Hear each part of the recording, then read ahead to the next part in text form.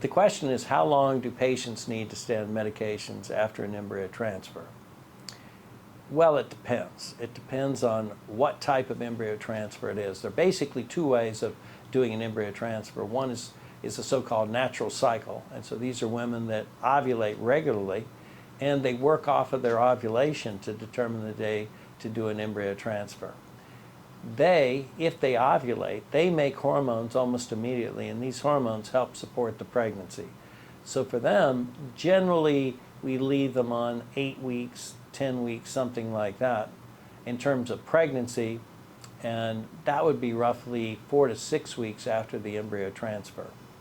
Now, if you're doing a cycle that is where all the medications are given externally, then you need to stay on until about 10 weeks of pregnancy. So that's 8 weeks after the embryo transfer, because if you try to stop earlier than that, it's very common to have bleeding.